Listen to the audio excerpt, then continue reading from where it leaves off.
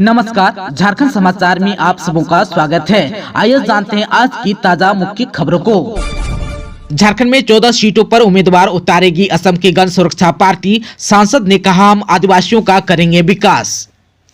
असम के कोकराझार सांसद नव कुमार सरनिया ने कहा कि आगामी लोकसभा चुनाव में उनकी गण सुरक्षा पार्टी राज्य की 14 लोकसभा सीट पर अपने प्रत्याशी मैदान में उतारेगी। इसे लेकर उनकी तैयारी चल रही है। राज्य के सभी सामाजिक लोगों के साथ विचार विमर्श कर उन्हें पार्टी के साथ जोड़ने की प्रक्रिया चल रही है। गुरुवार को प्रेस वार्ता को संबोधित करते हुए उन्होंने कहा कि जिस उम्मीद से झारखंड राज्य का गठन हुआ वह पूरा नहीं हो सका है। आदिवासी समाज उद्यमिता में बहुत ही पीछे है। राज्य के सभी आदिवासी युवाओं को उद्यमी बनाने के लिए कार्य किया जाएगा। आदिवासियों के विकास के लिए ही गण सुरक्षा पार्टी की झारखंड में स्थापना की गई है। भीम मुंडा को झारखंड राज्य की जिम्मेदारी दी गई है। उन्होंने कहा कि झारखंड के सभी वर्गों का विकास हमारी पहली प्राथमिकता होगी। उन्होंने कहा कि बहुत ही दुख की बात है कि झारखंड के पूर्व मुख्यमंत्री हेमंत सोरेन को जेल में बंद कर दिया गया है। हेमंत सोरेन के साथ अन्याय हुआ है। अब हम सभी मिलकर जल, जंगल और जमीन की लड़ाई लड़ेंगे। हमारी पार्टी में SC, ST, दलित और अल्पसंख्यकों को हिस्सेदारी दी जाएगी। झारखंड पात्रता परीक्षा का रास्ता हुआ साफ। 16 वर्ष बाद आयोजित होगी परीक्षा। राज्य के कॉलेजों में सहायक प्राध्यापक के पदों पर नियुक्ति हेतु अर्हता तय करने के लिए आयोजित होने वाले झारखंड पात्रता परीक्षा का रास्ता साफ हो गया। कैबिनेट के स्वीकृति मिलने के बाद उच्च एवं तकनीकी शिक्षा विभाग ने इससे संबंधित नियमावली अधिसूचित कर दी है। इसके तहत यह पात्रता परीक्षा झारखंड लोक सेवा आयोग द्वारा प्रत्येक वर्ष आयोजित की जाएगी। इस तरह राज्य में 16 वर्ष बाद यह परीक्षा आयोजित की जाएगी। इससे पहले यह परीक्षा वर्ष 2007 से 8 में आयोजित हुई थी, जो काफी विवादित हुई थी। नवगठित नियमावली में परीक्षा का पैटर्न में कई बदलाव भी किए गए हैं। अब यह परीक्षा कंप्यूटर बेस्ड होगी। इसमें वस्तुनिष्ठ प्रश्न पूछे जाएंगे। यह परीक्षा 2 पत्रों की होगी। पहला पत्र टीचिंग रिसर्च इंस्टीट्यूट तथा रीजनिंग एलिजिबिलिटी से संबंधित होगा, जिसमें 2-2 अंकों के कुल 50 प्रश्न पूछे जाएंगे। दूसरे पत्र की परीक्षा संबंधित विषय की होगी, जिसमें 2-2 अंकों के कुल 100 प्रश्न पूछे जाएंगे। दोनों पत्रों के बीच कोई गैप नहीं होगा। इस तरह कुल 3 घंटे की यह परीक्षा होगी। इसमें कोई नेगेटिव मार्किंग नहीं होगा। JSSC CGL 2023 पेपर लीक मुद्दे पर विधानसभा में जोरदार हंगामे के बीच 4,981 करोड़ का अनुपूरक बजट पेश। झारखंड विधानसभा के बजट सत्र के पहले दिन की शुरुआत हंगामेदार रहा। Jharkhand staff service commission common graduate level exam 2023 के पेपर लीक के मुद्दे पर सदन शुरू होते ही विपक्ष ने हंगामा शुरू कर दिया। मुख्य विपक्षी दल भारतीय जनता पार्टी के सांसदों ने CGL पेपर लीक मामले की केंद्रीय अन्वेषण ब्यूरो यानी कि CBI से जांच कराने की मांग पर हंगामा किया। हंगामे के बीच ही वित्त मंत्री डॉक्टर रामेश्वर उरांव ने 4,981 करोड़ का तृतीय अनुपूरक बजट पेश किया। झारखंड विधानसभा में नेता प्रतिपक्ष अमर बावरी ने कहा कि यह मामला बेहद ही गंभीर है। छात्र सड़क पर उतर गए हैं। JSSC CGL 2023 के प्रश्न पत्र लाखों रुपए में बिके हैं। सरकार को इसकी CBI से जांच करानी चाहिए। वहीं कांग्रेस के नेता प्रदीप यादव ने भी कहा कि JSSC CGL 2023 का पेपर लीक होना गंभीर मामला है। साथ ही उन्होंने अन्य राज्यों में प्रश्न पत्र लीक होने का मामला भी जोड़ दिया। प्रदीप यादव ने कहा कि सिर्फ झारखंड में ही प्रश्न पत्र लीक नहीं हुआ। उन्होंने कहा कि JSSC CGL 2023 का प्रश्न पत्र लीक हुआ है। यह सचमुच गंभीर मामला है, लेकिन अब तक 43 प्रतियोगी परीक्षाओं के प्रश्न पत्र लीक हो चुके हैं। उन्होंने कहा कि अभी हाल ही में बुलडोजर बाबा के राज्य में उत्तर प्रदेश में भी पुलिस बहाली की परीक्षा का भी प्रश्न पत्र लीक हुआ था। कांग्रेस विधायक ने कहा कि सिर्फ झारखंड के पेपर लीक के मामले ही नहीं, देश में जहां जहां प्रश्न पत्र लीक हुए हैं सभी की जांच होनी चाहिए। इसके बाद विधानसभा के पिछले सत्र से वर्तमान सत्र तक के दौरान जितने लोगों का निधन हुआ उनको श्रद्धांजलि देने के लिए स्पीकर ने सदन में शोक प्रस्ताव पेश किया। दिवंगत आत्माओं की शांति के लिए सदन में शोक प्रस्ताव के दौरान सदन में शांति बनी रही। डॉक्टर श्यामा प्रसाद विश्वविद्यालय दीक्षांत समारोह में 198 विद्यार्थियों को दिया गया गोल्ड मेडल। हजारों चेहरे पर आई मुस्कान। हाथों में सर्टिफिकेट, गले में मेडल और हजारों चेहरों पर मुस्कान। ये तस्वीर थी रांची के मोरहाबादी स्थित दीक्षांत मंडप की, जहां डॉक्टर श्यामा प्रसाद मुखर्जी विश्वविद्यालय का पहला दीक्षांत समारोह आयोजित किया गया। इस दौरान 198 विद्यार्थियों को गोल्ड मेडल भी दिया गया और करीब 3,400 छात्रों को उपाधि दी गई। इस समारोह में झारखंड के राज्यपाल सह राज्य के विश्वविद्यालयों के कुलाधिपति CP राधाकृष्णन मुख्य अतिथि के तौर पर मौजूद थे। वहीं रांची विश्वविद्यालय के कुलपति अजित कुमार सिन्हा भी कार्यक्रम में विशिष्ट अतिथि के तौर पर मौजूद थे। राज्यपाल राधाकृष्णन ने कार्यक्रम की शुरुआत की और गोल्ड मेडलिस्ट को सम्मानित किया। वहीं DSPMU के कुलपति प्रोफेसर डॉक्टर तपन कुमार सांडिल ने कहा कि आज के इस आयोजन को सफल बनाने के लिए सभी लोगों ने मेहनत की है। साथ ही उन्होंने कहा कि साथ ही उन्होंने कहा कि इस विश्वविद्यालय का यह पहला दीक्षांत समारोह यादगार रहा। पहला दीक्षांत समारोह हमेशा इतिहास रचता है और आज DSPMU ने यह करके दिखाया है। यह समारोह छात्रों के लिए स्वर्णिम पल होता है क्योंकि राज्य के राज्यपाल के द्वारा उन्हें डिग्री प्रदान की जाती है। वहीं RU के कुलपति अजित कुमार सिन्हा ने कहा कि आज इस कार्यक्रम को सोच से ज्यादा सफलता मिली है। उन्होंने कहा कि किसी भी विश्वविद्यालय के पहले दीक्षांत समारोह में कई गलतियां होने की संभावना होती है, लेकिन ऐसा यहाँ देखने को नहीं मिला। उन्होंने कहा कि अगर ऐसा संभव हो पाया है तो यहाँ के छात्रों के अनुशासन की वजह से हो पाया है। उन्होंने कहा कि रांची विश्वविद्यालय और डॉक्टर श्यामा प्रसाद मुखर्जी विश्वविद्यालय अलग नहीं है, हम हमेशा साथ हैं और एक साथ मिलकर काम करेंगे। धनबाद में हर्ल के सभी गेट को झामुमो ने किया जाम, शुरू की अनिश्चितकालीन आर्थिक नाकेबंदी। धनबाद में हर्ल सिंदरी के मुख्य द्वार पर 18 महीनों से 4 सूत्री मांगों को लेकर धरना पर बैठे झारखंड मुक्ति मोर्चा कार्यकर्ताओं ने मुख्य द्वार समेत सभी 4 गेटों को बंद कर दिया। आज शुक्रवार 23 फरवरी 2024 से अनिश्चित काल के लिए आर्थिक नाकेबंदी शुरू कर दी है। इसमें सिर्फ जरूरी सुविधाओं को छूट दी गई है। आप सबको बता दूं कि झामुमो धनबाद महानगर के उपाध्यक्ष रामू मंडल ने बताया कि 23 जनवरी को हर्ल सिंदरी प्रबंधन को पत्र देकर 4 सूत्री मांगों पर सकारात्मक पहल के लिए हमने आग्रह किया था। इसमें स्थानीय और विस्थापितों को 75% संविदा और अस्थायी क्षेत्रों पर नियोजन, कार्यरत श्रमिकों को न्यूनतम मजदूरी, कार्यरत श्रमिकों को अस्थायी करने तथा आदिवासियों को यूरिया ट्रांसपोर्ट का काम देने की मांग की। वहीं उन्होंने कहा कि अब तक इस पर हर्ल प्रबंधन की ओर से सकारात्मक पहल नहीं की गई है। इसको लेकर आज शुक्रवार से अनिश्चितकालीन आर्थिक नाकेबंदी शुरू कर दी गई है। उन्होंने यह भी बताया कि इस आर्थिक नाकेबंदी में मेडिकल, सुरक्षा व्यवस्था, बिजली सहित कई आपातकालीन सुविधाओं को नाकेबंदी से अलग रखा गया है, यानी कि इससे जुड़े सुविधाएं लोगों को मिलती रहेगी। इन विभागों के कार्यों को बाधित नहीं किया जाएगा। धनबाद के टुंडी में बाइक और कार की भिड़ंत में बाइक चालक की हुई मौत, सड़क जाम।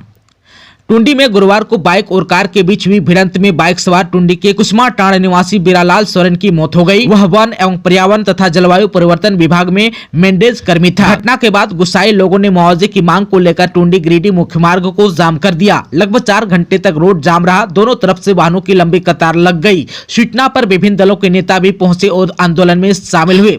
बाद में पुलिस प्रशासन, बीडीओ, रेंजर और फॉरेस्टर की उपस्थिति में समझौता हुआ। दोपहर बाद जाम को हटाया गया। रेंजर AK मंजुल ने मृतक के परिजनों को नगद 30,000, दुर्घटनाग्रस्त वाहन के मालिक ने 30,000 और टुंडी पुलिस ने 10,000 रुपए नगद दिए। जबकि बीडीओ शैलेंद्र चौरसिया ने कहा कि पारिवारिक लाभ, मृतक की पत्नी को विधवा पेंशन के अलावा अन्य लाभ दिलाने का आश्वासन भी दिया है। बताया जाता है कि सुबह 10 बजे के आसपास बाइक से बीरालाल अपने बच्चों को निजी स्कूल में छोड़ने के बाद लौट रहा था। पेट्रोल पंप के पास गोविंदपुर की ओर से जा रही कार से सीधी टक्कर हो गई, जिससे घटनास्थल पर ही बीरालाल की मौत हो गई।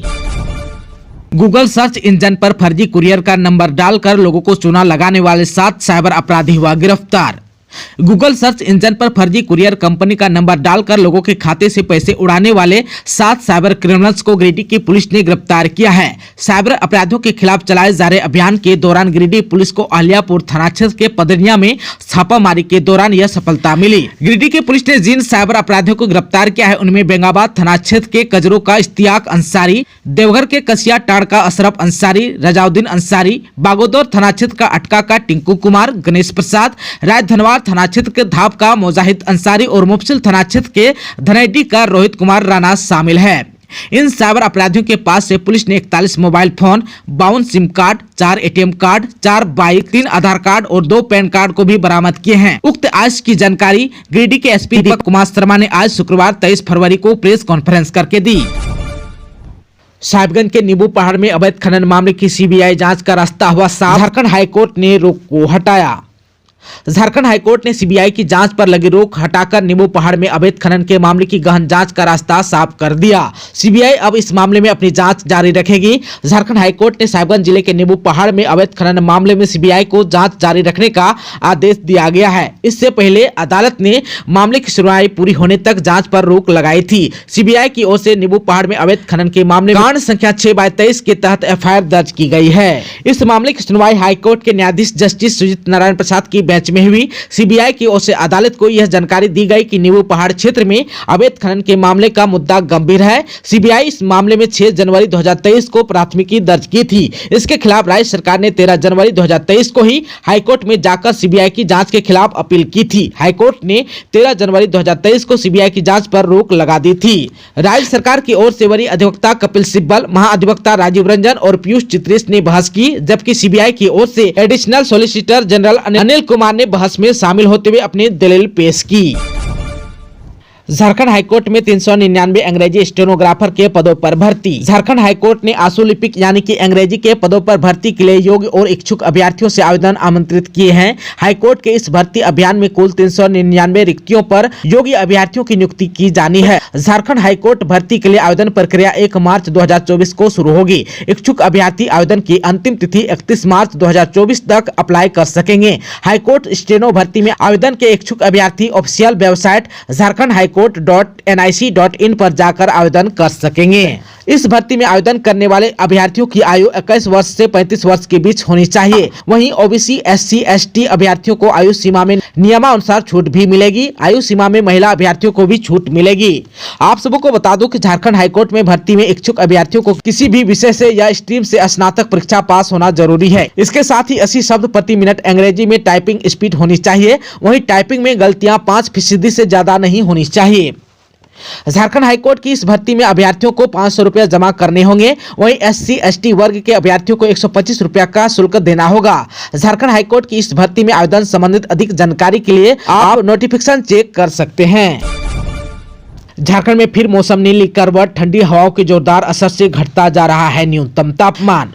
झारखंड में गुरुवार की शाम अचानक मौसम में परिवर्तन देखा गया। शाम में बूटी क्षेत्र में घने बादल छा गए, कहीं कहीं बूंदाबूंदी हुई, लेकिन जो कयास लगाए जा रहे थे उनके अपेक्षा कम बारिश हुई। वहीं शाम से चल रही पूर्वी दिशा की ठंडी हवाओं ने एक बार फिर मौसम के तेवर बदल दिए। तापमान में कमी हुई है। वहीं राजधानी रांची की बात करें तो अधिकतम 29 डिग्री सेल्सियस जबकि न्यूनतम 17.2 डिग्री सेल्सियस रिकॉर्ड किया। वहीं पूर्वी दिशा से आ रही ठंडी हवा ने न्यूनतम तापमान में बदलाव लाया है। मौसम वैज्ञानिक अभिषेक आनंद ने बताया कि रांची में आज 23 फरवरी को आंशिक बादल छाए रहेंगे और मौसम शुष्क बना रहेगा, जबकि 24 से 28 फरवरी तक आंशिक बादल छाए रहने और मेघ गर्जन होने की संभावना है।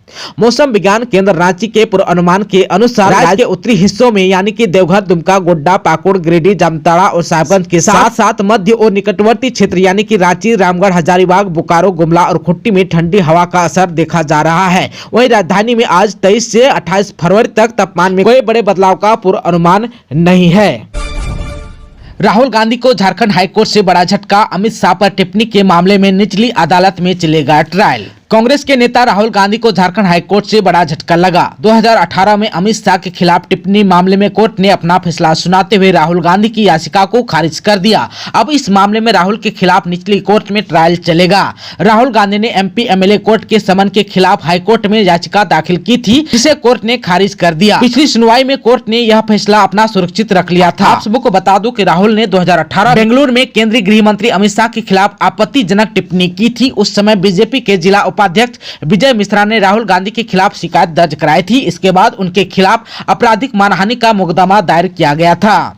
राहुल ने ट्रायल कोर्ट में चल रही कार्रवाई को रद्द करने के लिए हाईकोर्ट में याचिका दाखिल की थी। 16 फरवरी को राहुल गांधी का लिखित पक्ष कोर्ट में पेश किया गया, जिसके बाद जस्टिस अंबुजनाथ की बेंच ने फैसला सुरक्षित रख लिया था। आप सबको बता दूं कि मोदी सरनेम पर आपत्तिजनक टिप्पणी मामले में भी सूरत की अदालत ने राहुल गांधी को सजा सुनाई थी। उसी आधार पर उन्हें लोकसभा सदस्यता गंवानी पड़ी थी। हालांकि बाद में सुप्रीम कोर्ट ने सजा पर रोक लगा दी, जिसके बाद उनकी लोकसभा की सदस्यता फिर से बहाल हो गई। दोस्तों, अभी तक आपने चैनल को सब्सक्राइब नहीं किया है तो प्लीज चैनल को सब्सक्राइब कर बेल आइकन को प्रेस कर दीजिएगा, ताकि खबरों का अपडेट आपको मिलता रहेगा। इसके साथ ही आज के खबरों में बस इतना ही। हमें दीजिए इजाजत। नमस्कार।